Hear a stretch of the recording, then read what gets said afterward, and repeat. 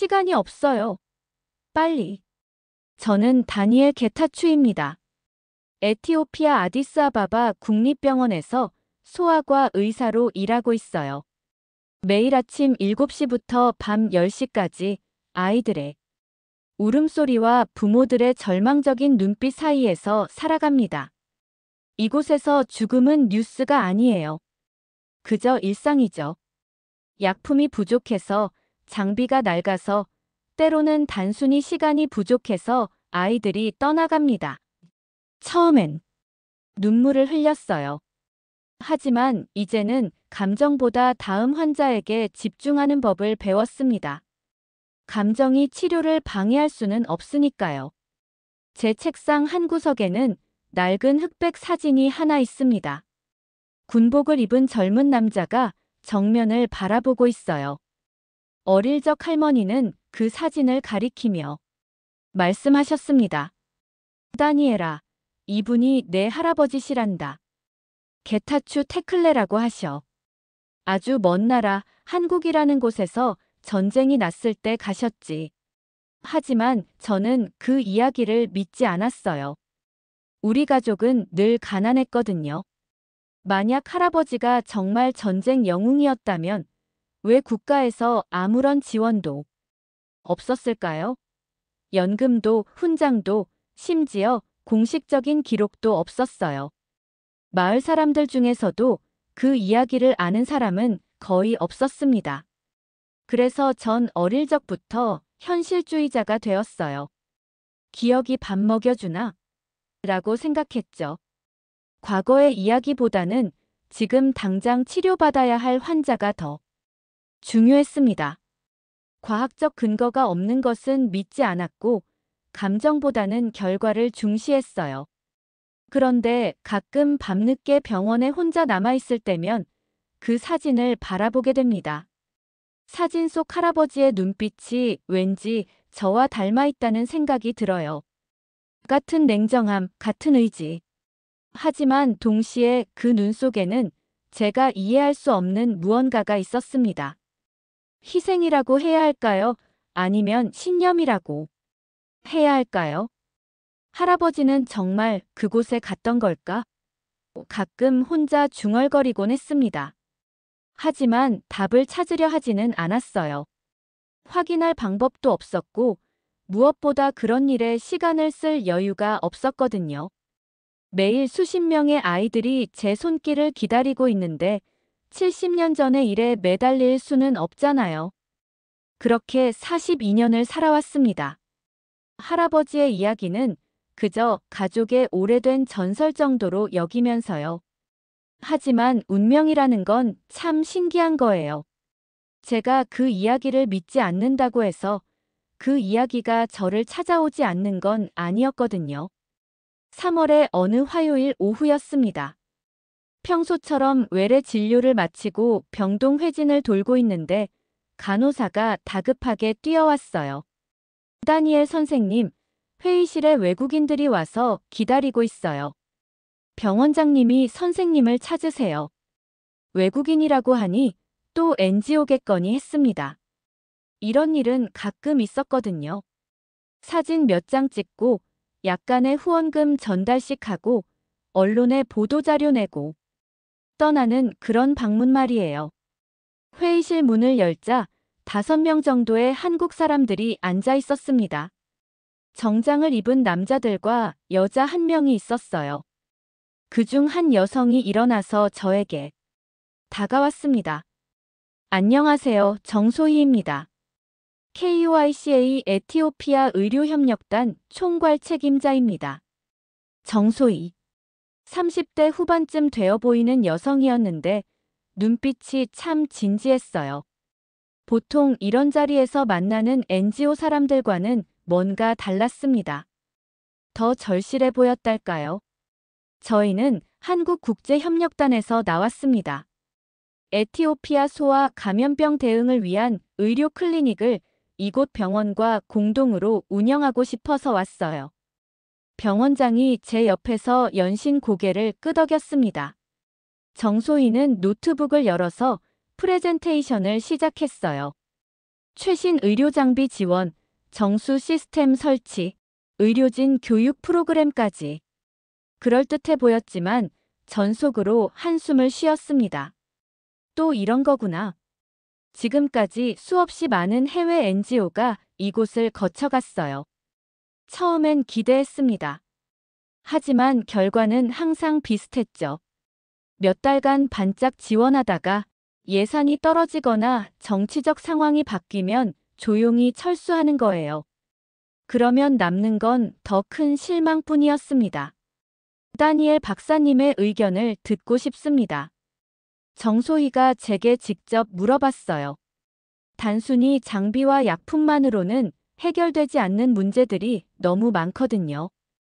회의실 분위기가 조금 어색해졌습니다. 하지만 정소희는 제 말을 끝까지 들어줬어요. 그렇다면 어떤 문제들이 있을까요? 첫째, 전력 공급이 불안정해요. 아무리 좋은 장비를 가져와도 정전이 되면 소용없죠. 둘째, 의료진 부족이에요. 교육받을 사람 자체가 없어요. 셋째, 저는 계속 현실적인 문제들을 나열했습니다. 정소희는 메모를 하면서 끝까지 들어줬어요. 그리고 말했습니다. 박사님 말씀이 맞아요. 하지만 그런 문제들을 하나씩 해결해 나가는 게 저희 일이기도 해요. 무엇보다 이곳에는 박사님처럼 진짜 아이들을 살리고 싶어 하는 의사가 있잖아요. 그 말에 저는 잠깐 멈칫했습니다. 뭔가 다른 NGO 사람들과는 다른 느낌이었어요. 하지만 여전히 회의적이었습니다. 일단 검토해 보겠습니다. 그렇게 첫 만남은 어정쩡하게 끝났어요. 하지만 정소희는 마지막에 이런 말을 했습니다. 박사님, 저희는 그냥 지나가는 방문자가 아니에요. 진짜로 이곳에 뿌리를 내리고 싶어서 온 거예요. 며칠 후, 정소희가 혼자 제 사무실로 찾아왔어요. 이번엔 정장이 아니라 평상복을 입고 있었습니다. 훨씬 편안해 보였어요. 혹시 시간 되시면 이야기 좀 나눠볼까요? 협력 프로젝트에 대해서요. 저는 환자 차트를 정리하면서 대답했습니다. 말씀하세요. 정소희는 의자에 앉아서 제 사무실을 둘러봤어요.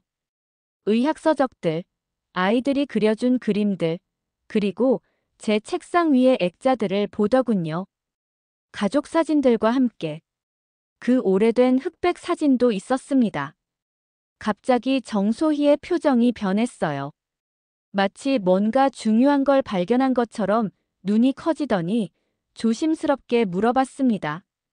혹시 이 사진 속분이 누구세요? 제가 고개를 들어보니 정소희가 할아버지 사진을 가리키고 있었어요. 아, 그건 제 할아버지예요. 왜요? 이 군복. 혹시 이분이 한국 전쟁 참전 용사세요? 저는 어깨를 으쓱했습니다. 가족들은 그렇게 말하지만 정확히 확인된 건 아니에요. 할머니가 들려주신 이야기일 뿐이죠. 그런데 정소희의 반응이 예상과 달랐어요. 그냥 아 그렇군요 하고 넘어갈 줄 알았는데 오히려 더 관심을 보이더군요. 이분 성함이 어떻게 되세요? 게타추 테클레입니다. 하지만 정말 한국 전쟁에 참전했는지는 확실하지 않아요. 우리 가족한테는 아무런 공식 기록도 없거든요. 정소희는 한참 그 사진을 들여다봤어요. 마치 뭔가 특별한 걸 보는 것처럼요. 박사님, 혹시 이 사진을 한국 국방부에 문의해봐도 될까요? 참전 용사 기록을 확인해 볼 수 있을 거예요. 저는 조금 놀랐습니다. 그런 걸 확인할 수 있어요?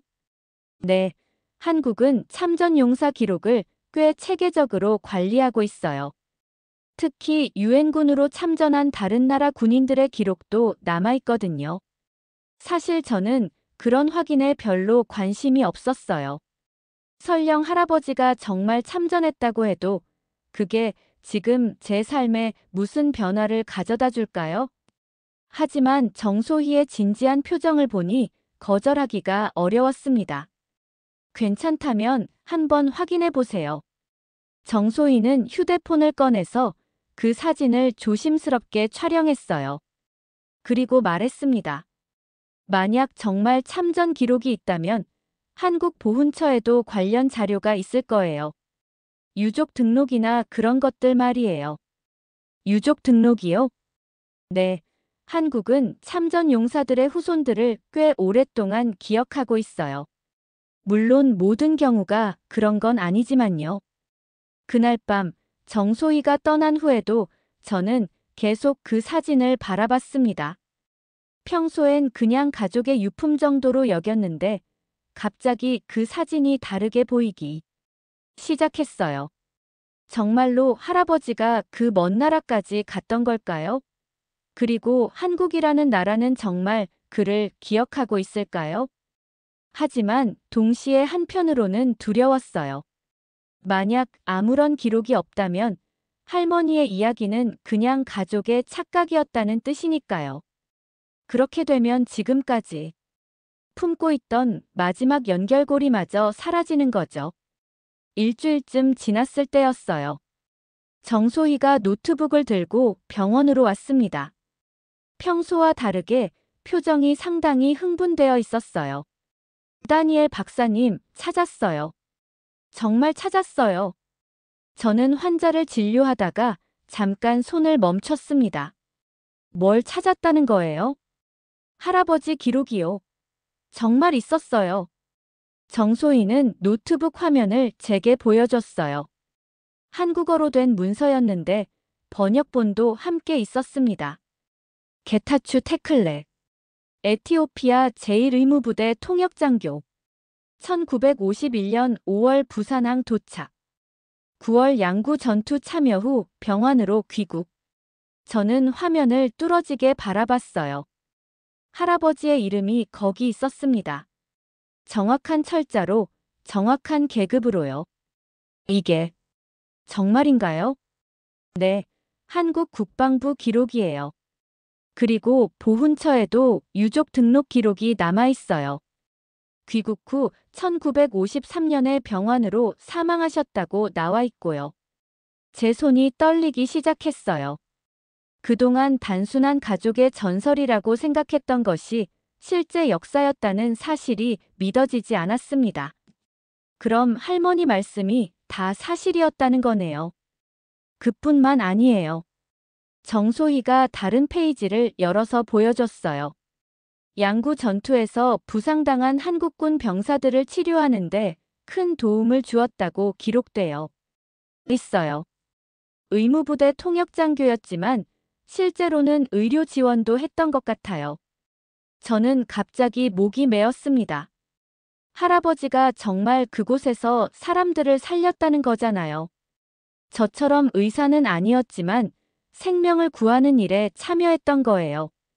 한국 사람들이 정말 이런 기록들을 다 가지고 있어요? 네, 한국은 참전국들에 대한 기록을 정말 세심하게 보관하고 있어요. 터키, 필리핀, 태국, 그리고 에티오피아까지요. 당신 할아버지만이 아니라 당시 참전했던 에티오피아 군인들의 명단이 거의 다 남아 있어요. 저는 사무실 의자에 주저앉았습니다. 지금까지 현실주의자로 살아오면서 과거의 이야기는 중요하지 않다고 생각했는데 갑자기 모든 것이 뒤바뀌는 느낌이었어요. 그럼 우리 가족이 왜 아무런 지원을 받지 못했을까요? 정소희가 고개를 끄덕였어요. 그건 안타깝게도 당시 상황 때문이에요. 에티오피아와 한국 사이의 외교 관계가 복잡했고 유족들에게 정보가 제대로 전달되지 않았던 것 같아요. 하지만 기록은 분명히 남아 있었어요. 저는 할아버지 사진을 다시 바라봤습니다. 이제 그 눈빛이 다르게 보였어요. 그 속에 담긴 의지와 희생이 단순한 상상이 아니었다는 것을 알게 되니까요. 한국은 정말 그를 잊지 않고 있었군요. 네, 그리고 이제 당신도 그 기록의 일부가 되었어요. 게타추 테클레의 후손, 다니엘 게타추.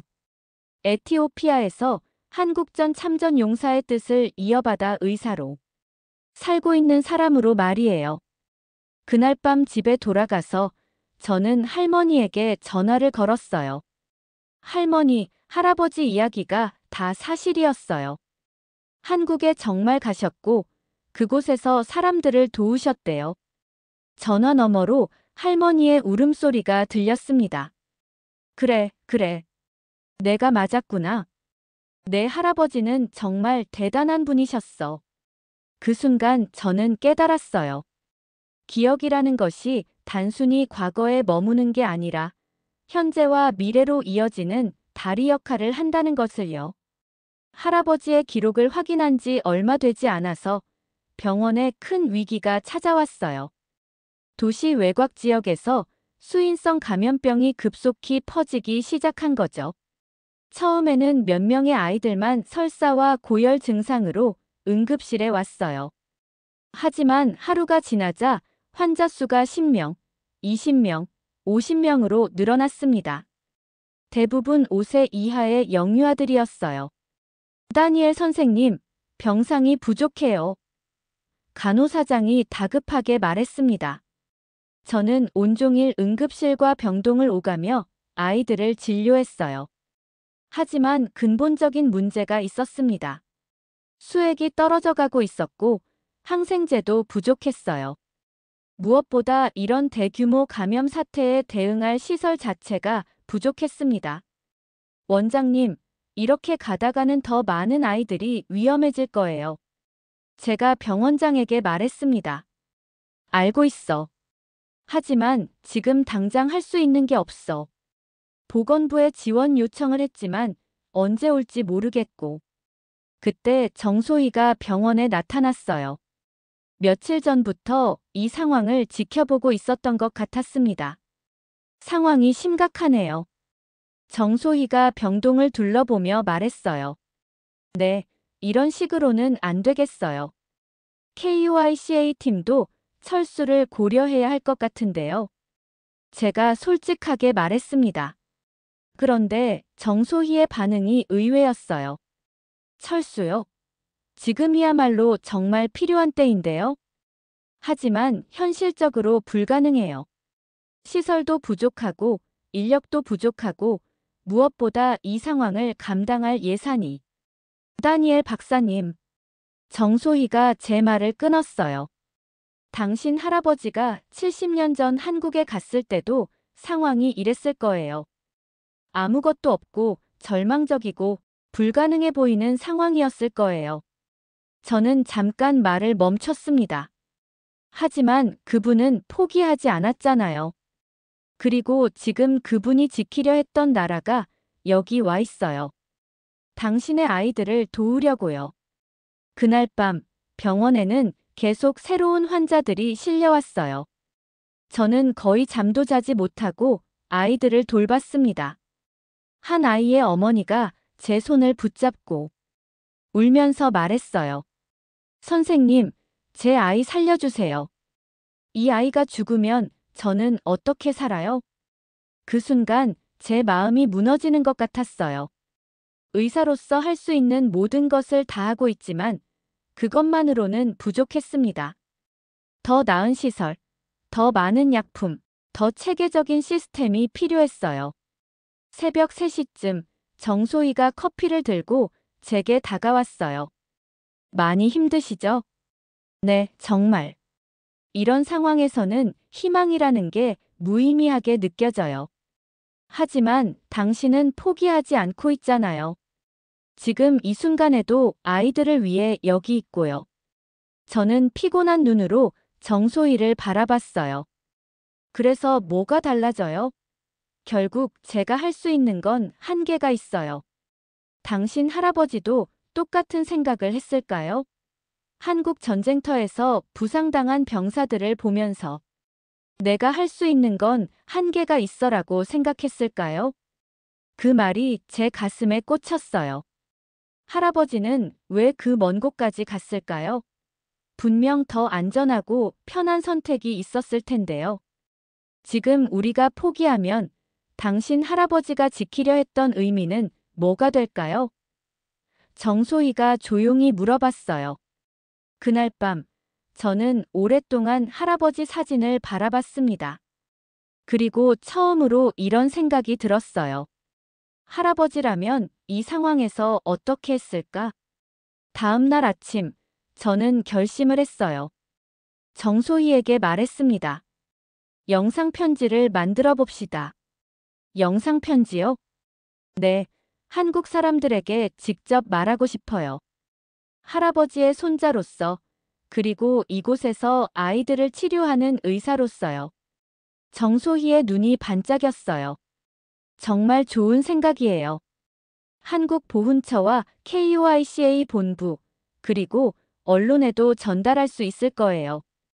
그날 오후, 저희는 병원 옥상으로 올라갔어요. 아디스아바바의 풍경이 내려다 보이는 곳이었습니다.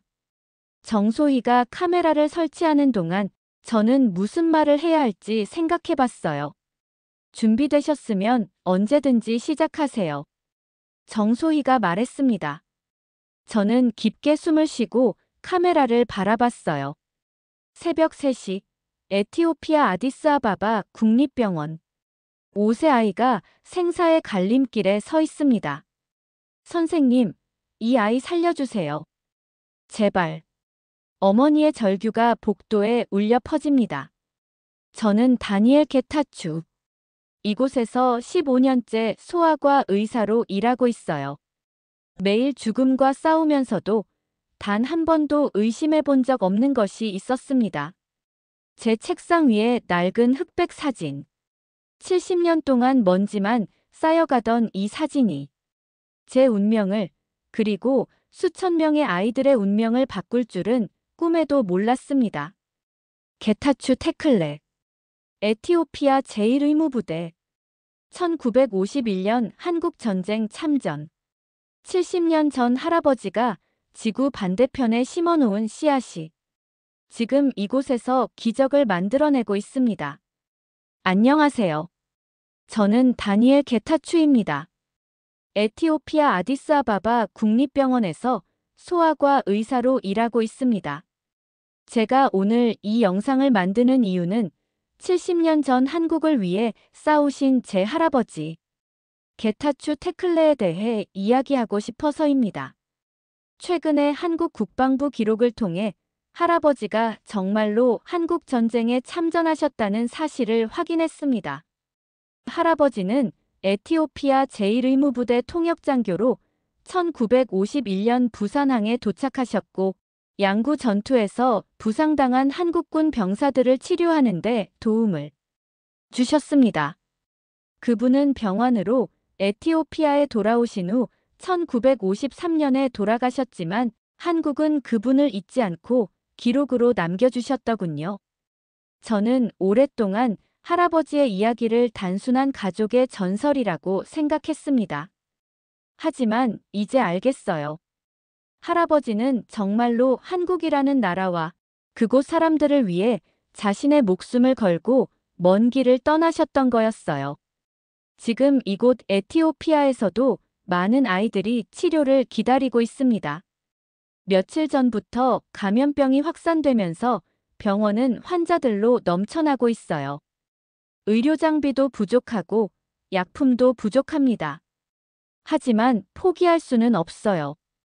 할아버지가 70년 전 절망적인 전쟁터에서도 포기하지 않으셨듯이 저도 이곳에서 포기하지 않겠습니다. 그리고 놀랍게도 한국에서 KUICA 의료팀이 여기까지 와서 저희를 도와주고 있어요. 마치 할아버지의 희생이 시간을 넘어서 다시 이어지는 것 같습니다. 한국 국민 여러분, 제 할아버지를 기억해 주셔서 감사합니다.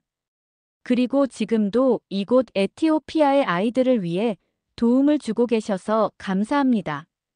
할아버지가 지키려 했던 그 마음이 이제 저를 통해서 계속 이어지고 있다는 것을 약속드릴게요. 카메라가 꺼진 후 저는 한참 동안 말을 할 수 없었어요. 처음으로 할아버지의 희생이 무엇을 의미하는지 진정으로 이해한 것 같았거든요. 정소희가 조용히 말했어요. 이 영상이 한국에 전달되면 많은 사람들이 감동받을 거예요. 정말 도움이 될까요? 분명히 될 거예요. 한국 사람들은 이런 이야기를 좋아해요. 특히 참전 용사들의 후손이 그 뜻을 이어받고 있다는 것을 알게 되면요. 영상 편지를 한국에 전송한 지 일주일 후 놀라운 일들이 일어나기 시작했어요. 먼저 한국 보훈처에서 공식 연락이 왔습니다. 제가 한국전 참전 용사의 직계 후손으로 등록되었고 명예훈장 수여식에 초대받았다는 내용이었어요. 하지만 더 놀라운 건 그 다음이었습니다. 다니엘 박사님, 큰일 났어요. 정소희가 흥분해서 병원으로 뛰어왔어요. 무슨 일이에요? 한국에서 난리가 났어요. 박사님 영상이 뉴스에 나간 후로 후원금이 폭발적으로 들어오고 있어요. 정소희는 노트북을 열어서 보여줬어요. 한국의 주요 뉴스 사이트들에 제 이야기가 대문짝만하게 실려 있었습니다. 70년 만에 돌아온 은혜 갚기. 한국전 참전 용사 손자, 에티오피아서 생명 구하는 의사로 활동. 잊혀진 영웅의 후손이 전하는 메시지. 댓글들을 읽어보니 정말 놀라웠어요. 우리가 이분들에게 빚지고 있는 거였구나. 70년 전 우리를 도왔던 분의 손자가 이렇게 살고 있다니. 당장 후원하러 간다. 지금까지 개인 후원금만 3억 원이 넘게 들어왔어요. 정소희가 말했어요. 그리고 대기업들도 관심을 보이고 있고 정부에서도 추가 지원을 검토 중이래요. 저는 믿을 수가 없었어요. 정말인가요? 그뿐만 아니에요. 한국의 의료진들이 자원봉사를 신청하고 있어요. 소아과 의사, 간호사, 의료기기 전문가들까지요. 모두 박사님 할아버지 이야기를 듣고 감동받아서래요. 그날 오후 병원에는 새로운 의료 장비들이 도착하기 시작했어요. 한국에서 긴급 공수한 정수기, 산소 농축기, 그리고 소아 전용 응급 의료 키트까지요. 이걸 언제 준비한 거예요? 제가 물어봤어요. KUICA 본부에서 비상 예산을 승인해줬어요. 그리고 한국 정부도 에티오피아 소아 의료 지원을 국정과제로 검토하고 있대요. 저는 갑자기 어지러웠어요. 며칠 전까지만 해도 절망적이었던 상황이 이렇게 급작스럽게 바뀔 줄은 꿈에도 몰랐거든요. 할아버지가 이런 일이 일어날 거라고 생각하셨을까요? 제가 혼잣말처럼 중얼거렸어요. 아마 그랬을 거예요. 정소희가 웃으며 대답했어요. 희생이라는 건 당장 결과가 보이지 않잖아요. 하지만 시간이 지나면 반드시 의미를 찾게 돼요. 있어요. 그날 밤 집에 돌아가서 저는 할머니에게 전화를 걸었어요. 할머니, 할아버지가 유명해지셨어요. 한국에서 난리가 났다는데요. 그래. 그럼 이제 내 할아버지가 얼마나 대단한 분이었는지 세상이 알게 되겠구나. 할머니는 처음부터 알고 계셨죠? 물론이지. 하지만 그보다 더 중요한 건 이제 너도 알게 되었다는 거야. 내가 단순히 할아버지의 손자가 아니라 그분의 뜻을 이어받은 사람이라는 걸 말이야. 한 달 후 병원은 완전히 달라져 있었어요. 한국에서 온 의료진 5명이 상주하게 되었고 새로운 소아 중환자실이 완공되었습니다. 무엇보다 감염병 사태는 완전히 진정되었어요. 저는 새로 설치된 의료 장비들 사이에서 아이들을 진료하면서 정말 꿈 같다는 생각이 들었어요. 불과 2달 전만 해도 상상할 수 없었던 일들이었거든요. 다니엘 박사님, 한국 방문 일정은 언제로 잡을까요? 정소희가 물어봤어요. 네, 저는 한국 정부의 초청을 받아 다음 달 한국을 방문하기로 했어요. 할아버지를 위한 추모식에 참석하고 한국 의료진들과 협력 방안을 논의하는 일정이었습니다. 정말 가게 될 줄 몰랐어요. 할아버지가 70년 전에 가셨던 그 나라를요. 할아버지도 기뻐하실 거예요. 당신이 그분의 발자취를 따라가는 거니까요. 그날 오후, 저는 병동을 돌면서 아이들을 진료했어요. 예전과는 완전히 다른 환경이었습니다. 충분한 의료 장비, 넉넉한 약품, 그리고 무엇보다 희망이 있었어요. 한 아이의 어머니가 제게 말했어요. 선생님, 감사해요. 제 아이가 살아날 수 있었던 건 선생님 덕분이에요. 저는 그 말을 들으면서 할아버지 생각이 났어요. 70년 전 한국에서도 누군가가 할아버지에게 이런 말을 했을지도 모르죠. 감사합니다. 제가 살아날 수 있었던 건 당신 덕분입니다. 병원 사무실로 돌아와서 저는 할아버지 사진을 다시 바라봤어요. 이제 그 사진이 전혀 다르게 보였습니다. 단순히 과거의 유물이 아니라 현재와 미래를 연결하는 달이었어요. 할아버지, 이제 알겠어요. 왜 그곳까지 가셨는지, 그리고 그 의미가 무엇인지요. 제 책상 위에는 한국에서 온 편지들이 쌓여 있었어요. 할아버지를 기억한다는 참전 용사들의 편지, 후원을 약속하는 기업들의 편지, 그리고 응원을 보내는 일반 시민들의 편지까지요. 그 중에서 가장 인상 깊었던 건 한 할아버지가 보낸 편지였어요. 젊은 의사님께. 저는 한국 전쟁 당시 부상당해서 에티오피아 의무병들의 도움을 받았던 사람입니다. 그때 한 통역장교가 제게 말했어요. 걱정하지 마세요. 우리가 여기 있는 한 당신을 지킬 겁니다. 그분이 혹시 당신 할아버지가 아닐까 싶어서 편지를 씁니다. 70년이 지난 지금 그분의 손자가 우리나라 사람들과 함께 생명을 구하고 있다는 소식을 들으니 눈물이 납니다. 감사합니다. 저는 그 편지를 읽으면서 울컥했어요. 할아버지의 약속이 70년을 넘어서 지금까지 이어지고 있다는 생각이 들었거든요. 그날 밤, 저는 처음으로 제 자신에 대해 이렇게 생각했어요. 나는 단순히 의사가 아니라 할아버지의 뜻을 이어받은 사람이다. 그리고 이제 그 뜻을 다음 세대에게 전해줄 책임이 있다. 며칠 후 병원에 새로운 간판이 걸렸어요. 한국 에티오피아 우정소와 의료센터라고 적혀 있었습니다. 한국어와 아마라어, 그리고 영어로요. 정소희가 그 간판을 보며 말했어요. 이제 정말 시작이네요. 네, 이제 시작이에요. 할아버지가 심어놓으신 씨앗이 드디어 꽃을 피우는 거죠. 저는 그날부터 매일 아침 출근할 때마다 그 간판을 바라보며 다짐했어요.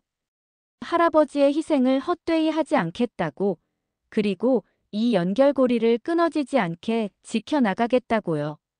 70년 전 게타추 테클레라는 한 에티오피아 군인이 먼 나라 한국을 위해 떠났습니다.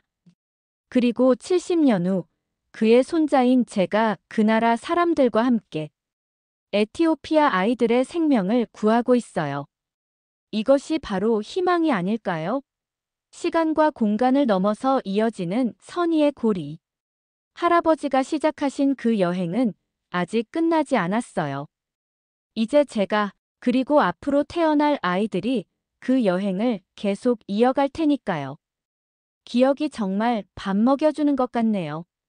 아니, 그보다 훨씬 더 많은 것을 주는 것 같아요. 희망과 의미, 그리고 계속 살아갈 이유를요. 잊혀진 전쟁의 후손, 한국이 그 이름을 불렀다. 그리고 그 부름에 응답하여 새로운 희망의 다리가 놓였다. 게타추 테클레에서 다니엘 게타추로, 그리고 앞으로 태어날 모든 아이들에게로 이어지는 영원한 연결고리. 이것이 바로 기억의 힘이며 희생의 진정한 의미일 것이다. 이것은 한 장의 사진이 불러온 기적의 이야기입니다.